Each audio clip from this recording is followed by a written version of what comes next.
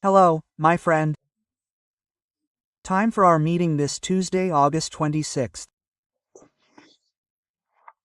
In 1978, I went to Germany to cover a visit by President Garcia for the Jornal do Brasil newspaper.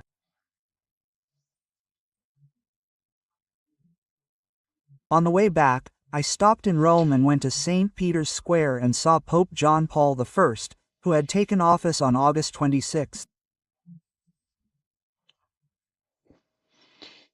After that, he lived for 33 days. He was a very brief pope and sparked a series of assumptions about his death, these legends.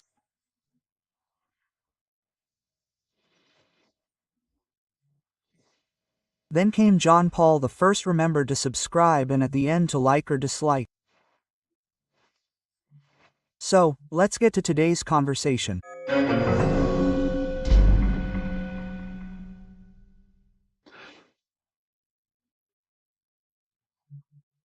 Today's first topic is the federal penal police to prevent Bolsonaro from fleeing his home.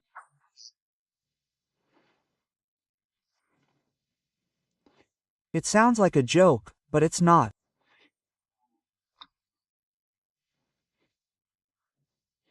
Well, Lindbergh Farias asked. He went there. The Attorney General of the Republic, Paulo Gon, thought it was appropriate, and Minister Moraes sent the penal police that operates in the maximum security federal prison in Brasilia, where Marcola is being held.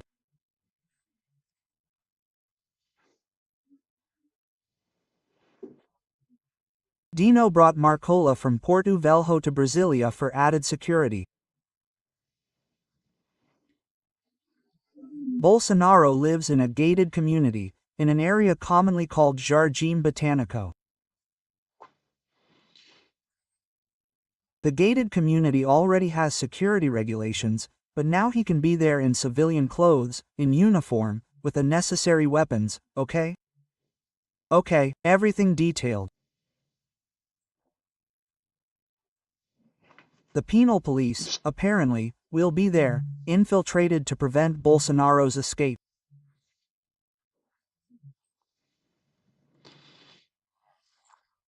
He could have stayed in the United States when he avoided handing over the sash to Lula. He could have left whenever he wanted. Then a draft asylum request appeared. Asking for asylum isn't a crime. Everyone has the right to ask for asylum, right? So much so that the Brazilian government even grants asylum to those persecuting politicians, right? As it has already done, and many even gave it to those persecuted by the criminal police, right? For people who killed a bunch of people in Italy, like Battisti, but anyway, I don't know if it won't weaken Marcola's guard. Imagine if Marcola escaped at this time, the responsibility, right?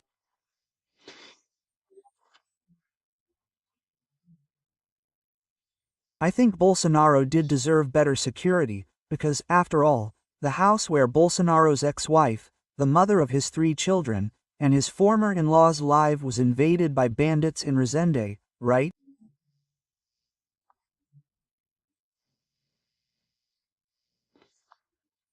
Bolsonaro was attacked by someone, encouraged by whom, right? By Adelio Bispo, who tried to kill him.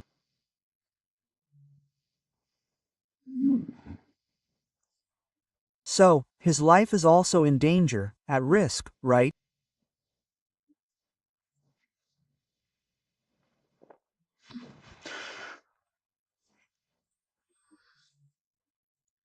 Anyway, second point. Minister Flavio Dino, at the request of Marcos Polan, a congressman from Mato Grosso do Sul, from the place, gave a president 10 days.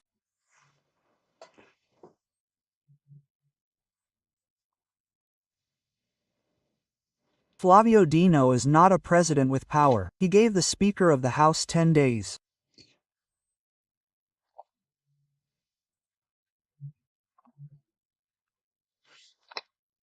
Hugo Moda, explain the urgency, how the approval of what they're now calling the digital ECA, educational education and training system, which is that bill that the Estadão editorial says was approved in a rush, irresponsible manner, with Moda trying to divert it, to squeeze censorship in.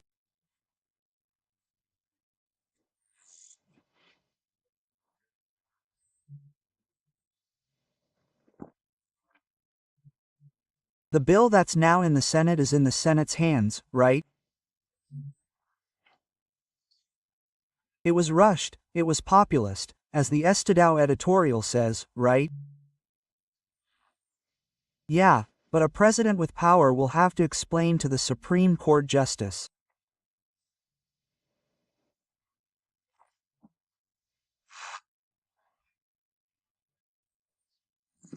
A president, a power that had the votes of his voters and the vote, your power, your Chamber of Deputies, will have to explain how he managed the urgent process and approval by symbolic vote, which means the leaders are there, they speak out, and it goes that way.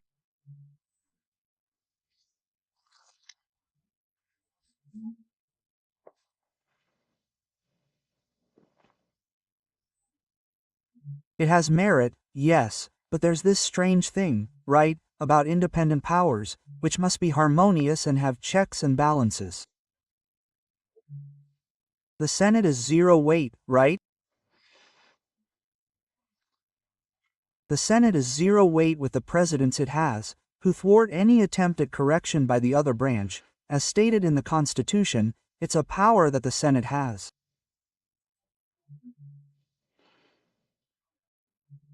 If someone isn't fulfilling their oath to defend, guard, and uphold the Constitution, and is a guardian of the Constitution, as established by the Constitution itself, that's an aggravating factor, right? But anyway, that's the case, right? Now, a question about these last 40 years. Why have we allowed TV programs to eroticize children, adultify children, to use the term?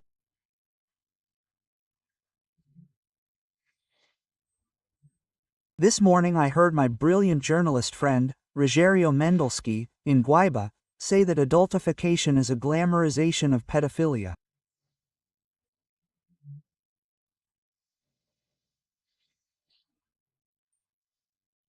In my article that's coming out in this Wednesday's newspapers, I talk about a euphemism for pedophilia, right? We watched. When Demers reported it, we watched.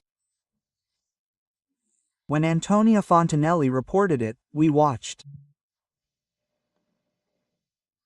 We only mobilized because Felka gave us a chance to seize it and censor it.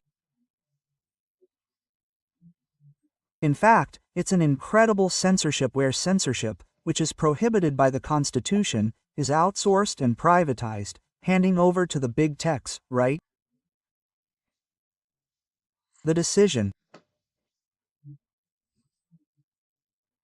Well, this project at least states that the interested party or the public prosecutor's office should prevent the removal of acts of pedophilia or similar, right?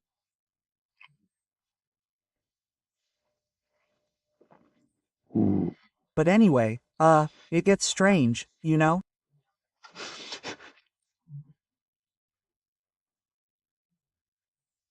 I keep thinking, right, the situation there with the 10 days for, the Speaker of the House Hugo Moda, it seems like, let's say, in an elementary school where the janitor gives the boy 3 days to return or compensate the school for the window he broke by kicking a ball, right?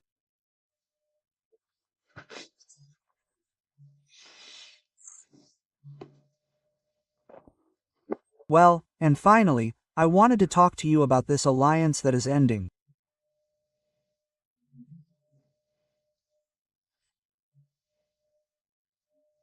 Brazil has a cultural commitment to the West.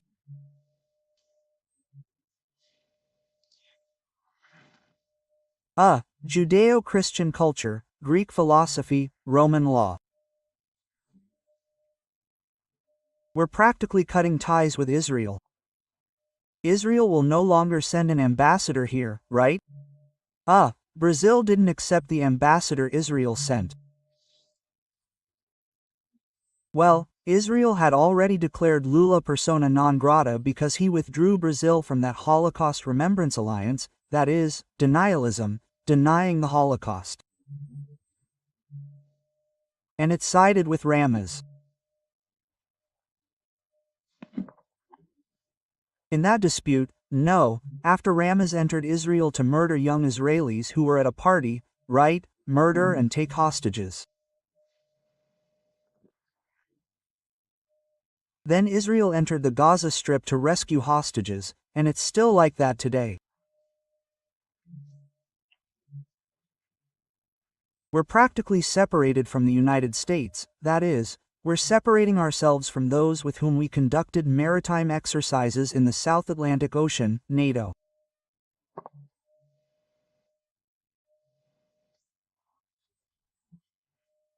Do you know how many British islands form a rosary around Brazil?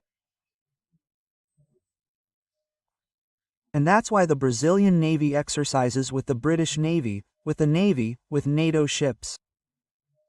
8.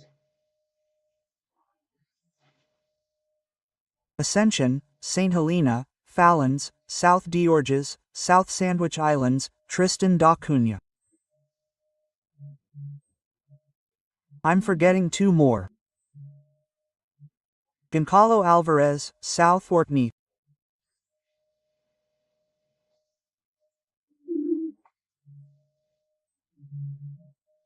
It's all there in Ile Britannica, in our South Atlantic, which has NATO forces, which will in a way guarantee us against piracy of our oil on the platform as well. Thanks to this alliance, which has just been broken off, a combined exercise, Operation Formosa, was suspended.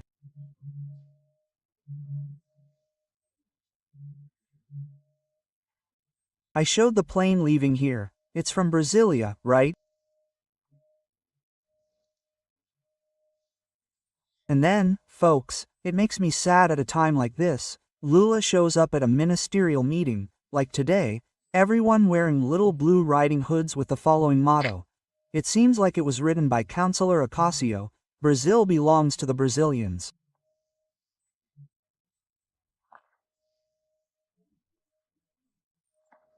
Brazil belongs to the Brazilians, imitating Maduro with that militia Maduro just put on the streets. My God, an army of Branco Leone. And we copy that in a ministerial meeting of Little Blue Riding Hood.